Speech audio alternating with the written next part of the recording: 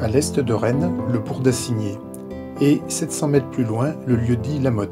Ce nom de La Motte évoque une construction médiévale, résidence de chevaliers, apparue après l'an 1000, mais c'est de l'autre côté de la Vilaine, sur la rive dépendant de la commune limitrophe, Noyal-sur-Vilaine, sur une parcelle dénommée le Fort de La Motte, qu'il faut chercher dans la végétation les traces de la résidence des premiers seigneurs d'Assigné.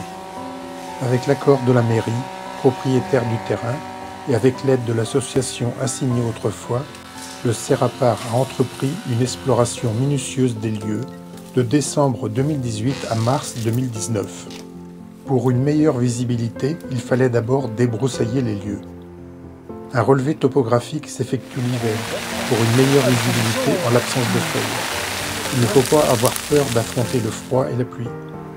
Après la grêle, le soleil éclaire la haute cour et un vin chaud redonne du cœur à l'ouvrage.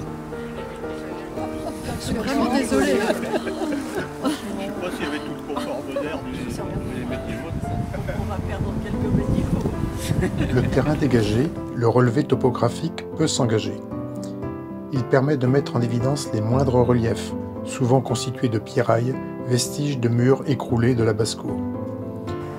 Sur les plans issus du relevé topographique, cette basse-cour apparaît quadrangulaire, avec, sur son côté est, les traces des bâtiments les plus importants, probablement la résidence du seigneur.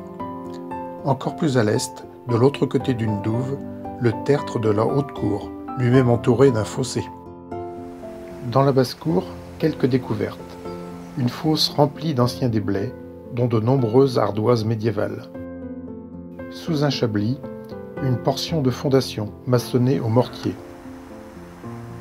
À cet endroit, une passerelle permettait l'accès à la résidence seigneuriale.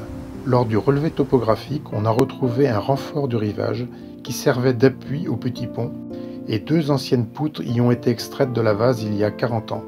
Dans l'île mitoyenne, l'empreinte du probable ancien vivier du fort de la Motte se retrouve, tant sur le terrain que sur le cadastre de 1819.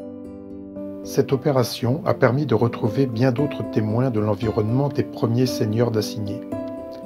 Nous avons pu ainsi préciser leur histoire et comprendre dans quelles circonstances, au XIIe siècle, ils avaient quitté le bourg au pied de l'église pour rejoindre ce lieu, situé sur la paroisse voisine et pas des plus accessibles, puis le quitter 2 siècles plus tard.